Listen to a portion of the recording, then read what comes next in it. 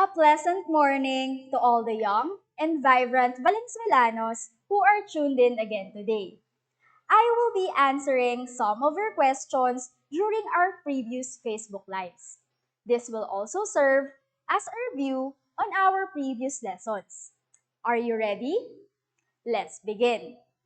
From the topic, knowing and understanding oneself. A question from AJ Santos of Malinta Senior High School. I am not confident with myself. What should I do? Jason, lack of confidence is an indication of having a low self esteem. You tend to lack confidence because you think that you are not enough and you are afraid to make mistakes. Take a look at yourself in the mirror and examine yourself. Afterwards, try making a list of your strengths and limitations and create a plan on how you will work on your weaknesses. Another question from JV Hodilia of Ugong Senior High School. I really want to know how to develop myself. JV, you may start working on your self awareness. Get to know your strengths and limitations. Share your skills and talents to the people around you. You may also engage in new experiences which will help you get to know yourself, like joining clubs, spending time with your family and friends, or starting a new hobby. From the topic, developing the whole person. A question from Patricia Malones of Bignay Senior High School. How to be positive in every situation. Being positive means looking at the brighter side of things. You can do this by thinking of the benefits that you can get from a particular situation.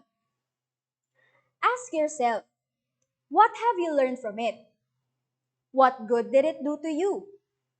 Just remember that being positive all the time may result in unrealistic thoughts and beliefs. You may become disconnected from reality. It would be best to always look at both sides in every situation. A question from John Raymond Afable of Vicente P. Trinidad Senior High School. Is failure a massive part of success? Failure is part of success.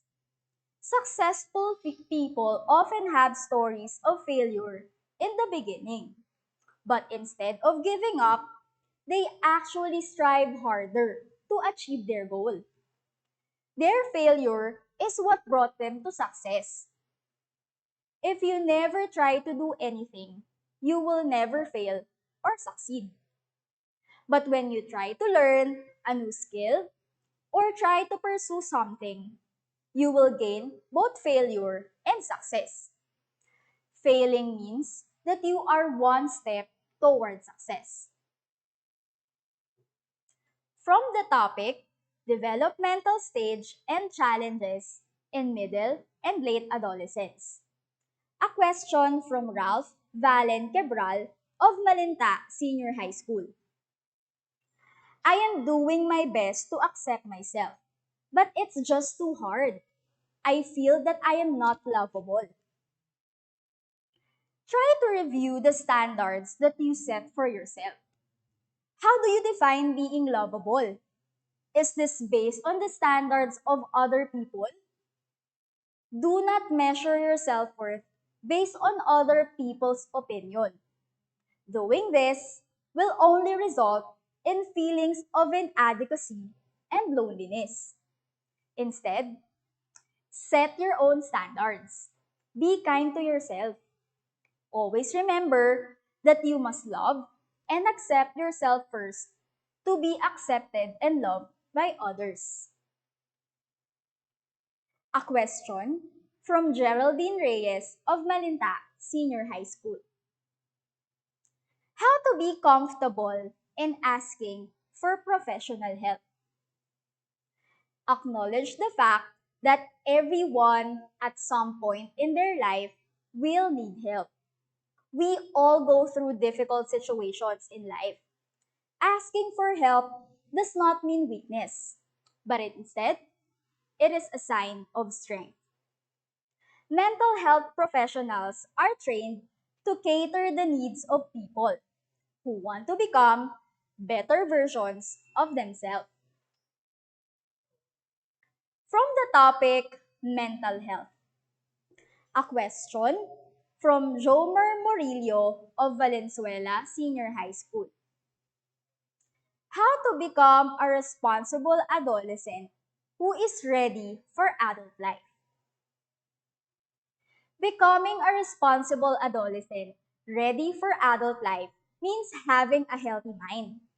Just like what we have discussed about mental health, despite the different situations you encounter, if you let yourself think clearly and understand first before reacting to any kind of situation, then you can say that you know what you are doing. Being a responsible adolescent means choosing the right thing to do. Being responsible is being accountable to all your actions and behavior. So might as well be careful in evaluating the possible pros and cons before doing anything. Most importantly, becoming a responsible adolescent means having good communication and relationships with your family. It is easier said than done, but always bear in mind that having a good relationship with them will bring good to you, especially in times of problems and challenges. A question from Jervy Bustamante of Punturin Senior High School. How to communicate with a person who has mental health concerns? Communicating with the person who is experiencing mental health concerns could be challenging. You may want to take into consideration the following. First, focus all your attention to that person and set aside other things at the moment. Let the person share his or her thoughts and feelings first before you give advice. Your main task is just to listen. Sometimes, being heard is the only thing that they need. Second, do not think that he or she is not competent and will just believe anything that you will say. Mental health issues are not directly connected to a person's capacity to think. So there is no need to say things that are not true. Third, do not try to diagnose the person. Your task is to listen and make that person feel that he or she is not alone. These tips can be helpful, but individuals and circumstances always differ.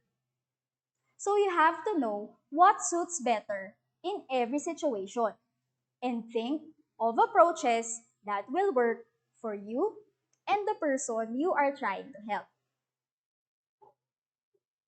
From the topic, coping with stress. A question from Eilish Dale Sumawang of Paso de Blas Senior High School. What is the difference between anxiety and depression? According to the American Psychological Association, anxiety is an emotion characterized by feelings of tension, worried thoughts, and physical changes like increased blood pressure. On the other hand, depression is a mental disorder characterized by lack of interest and pleasure in daily activities, significant weight loss or gain, insomnia, or excessive sleeping. lack of energy, inability to concentrate, feelings of worthlessness, or excessive guilt, and recurrent thoughts of death or suicide. A question from Beth Jefferson Baluyot. Reth Jefferson Baluyot of Genti de Leon Senior High School. How can I manage stressors more effectively? Reth, keep in mind that stress is part of your everyday life. You cannot avoid stress. However, you may develop techniques on how to manage your stressors, like writing a to do list, taking a break, and setting your priorities. That's it for today's discussion. I hope that I was able to answer your questions. Stay at home and stay safe. Goodbye!